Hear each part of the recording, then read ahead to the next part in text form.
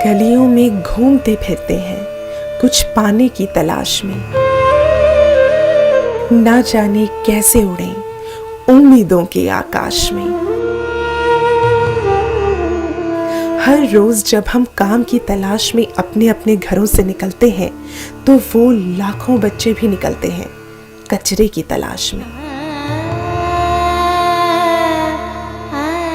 हमारे शहरों को साफ रखने के लिए, लेकिन इन बच्चों के जीवन का मैल साफ करने के बारे में शायद किसी ने नहीं सोचा।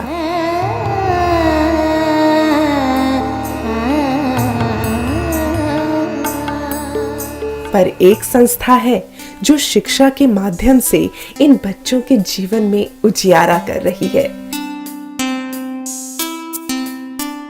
अभिनंदन, वो नाम जो 2009 से लगातार शिक्षा, स्वास्थ्य और समाज कल्याण के लिए कार्यरत है। बेसिकली हम एजुकेशन और वेलफेयर में काम कर रहे हैं और एजुकेशन एक ऐसा हथियार है जो किसी भी इंसान के हाथ में दिया जाए तो एक तो वो कभी पीछे मुड़कर नहीं देख सकता, अपनी रोजी रोटी के लायक हमेशा रहेगा। उसके बाद आता है हमारा स्किल इंडिया मूवमेंट, जिसमें हम वोकेशनल एजुकेशन प्रोवाइड करते हैं। कुछ बच्चे किसी भी मजबूरी की वजह से या किसी कमी की वजह से प्रोफेशनल एजुकेशन या एकेडमिक एजुकेशन में आगे नहीं बढ़ पाते, तो एक वोकेशनल एजुकेशन की वजह से उनको दो हाथ मिल जाते हैं काम करने के लिए। अपने अथक प्रयासों से अभिनंदन रेलवे स्टेशंस और स्लम्स के अंधकार में भटक रहे बहुत से बच्चों को शिक्षा प्रदान कर रही है ताकि वे अपराध से दूर होकर एक बेहतर जीवन यापन कर सकें। पहले तो आप सब लोगों को अपने हाथ धोने चाहिए जो आपके शरीर के बाहर के हिस्से को साफ रखते हैं।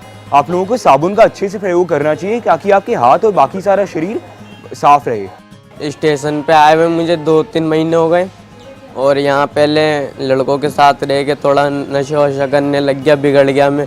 तो सेंटर में आने से थोड़ा बहुत मेरे में बदलाव आ गया, मतलब सुधर गया मैं एक तरफ से। मुझे 6 महीने हो गए स्टेशन पे। थोड़ा बहुत अब पढ़ना भी आता है और पहले तो लिख भी नहीं पाता था, अब तो लिख भी लेता हूँ।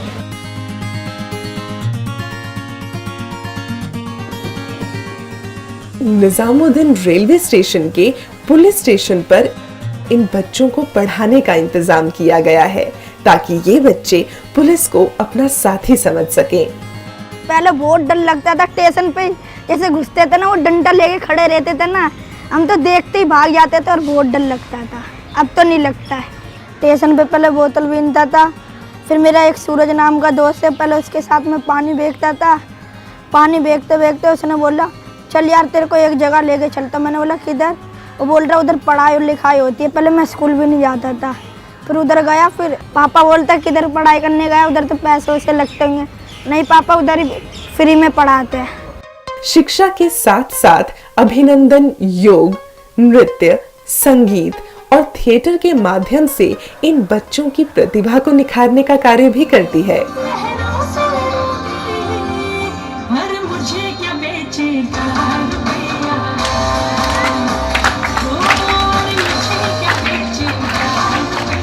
पहले मैं घर पे रहती थी, मेरे 2 छोटे भाई हैं, मैं उन्हें संभालती थी। और जब मेरी फ्रेंड लोग स्कूल जाती थी मेरा बहुत मन करता था स्कूल जाने का, मुझे पढ़ने का बहुत शौक था। तो एक दिन मेरी फ्रेंड आई मेरे घर, तो मेरी फ्रेंड ने बोला चल वहाँ पर सेंटर। तो मैंने कहा मेरे पास पैसे वैसे नहीं है जो मैं कहीं पढ़ने जाऊँ। तो मेरी फ्रेंड ने कहा वहाँ फ्री में पढ़ाते हैं और कॉपी वॉपी तुझे वहीं से देंगे। तो ऐसे में पढ़ती रही। तो सर ने फिर एक दिन मुझसे टेस्ट लिया, मुझे पता नहीं था किस चीज़ का, तो टेस्ट लिया 5th का। फिर मैंने पेपर दिया 5th का, यहीं से ओपन से पेपर दिया।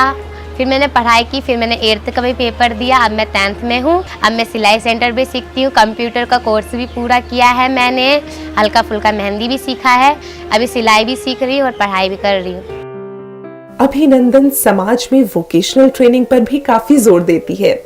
कुछ सेंटर्स हमारे गाँव में भी हैं जहाँ हम ग्राम पंचायत के साथ काम करते हैं। We pick up smaller projects where we do complete welfare, whether it's education, whether it's medical, whether it's making those villages self sufficient for themselves, कि अंदर ही उनके काम करने वाले लोगों और अंदर ही उससे फ़ायदा लेने वाले लोगों की लोगों को बाहर ना देखना पड़े। आगे चल के हम कोशिश करेंगे कि अपने सेंटर्स को गवर्नमेंट ऑफ इंडिया की गाइडलाइंस के साथ जोड़ सकें। गांव में लेडीज़ों को इकट्ठा करते हैं उनसे किसी काम के लिए उनको प्रोत्साहन करते हैं कि भाई ये काम करो, आप घर में बैठ के आप थोड़ा काम कर सकते हो, जैसे कि सिलाई वगैरह कर सकते हैं। और बहुत सी यहाँ पे वैसे मैम लड़कियों का ज़्यादा इंटरेस्ट सिलाई में और उसमें है ब्यूटिशियन में। अभिनंदन समय समय पर सामाजिक शक्तिकरण के लिए मेडिकल कैंप्स का भी आयोजन करती है, जहां मुफ्त चिकित्सा उपलब्ध कराई जाती है।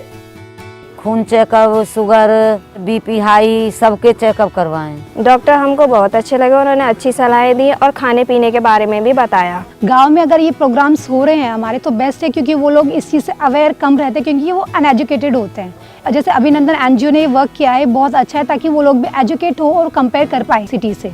हमारा ये कहना है as a doctor we can only associate with a NGO, जिस वजह से कि एनजीओ काम करे और हम लोग उसको सपोर्ट करें, क्योंकि ये मेनली अवेयरनेस प्रोग्राम है। और अभी जो हमारा रोल है वो क्यूरेटिव है, हम उस पर फोकस करें, एनजीओ प्रिवेंटिव पर फोकस करें। इनको हाइजीन के बारे में बताया हम लोगों ने कि आप इस तरह से रहिए, आप ऐसा करिए, अपनी डिलीवरी के बाद डॉक्टर से ज़रूर मिलिए, 2 बच्चों से ज़्यादा मत करिए। तो इस तरह की बातें जब हमने की इनसे, इनके बारे में हमने जाना और इनको अपना बनाया, तब ये लोग हमसे जुड़े। समाज की बुराइयों से लड़ते हुए अभिनंदन ने ऐसी बहुत सी महिलाओं को भी स्वावलंबन प्रदान किया है जिन्हें एसिड अटैक की मार झेलनी पड़ी। उनका शरीर जरूर जल गया, लेकिन अभिनंदन के साथ और हौसले ने उनके सपनों को नहीं जलने दिया।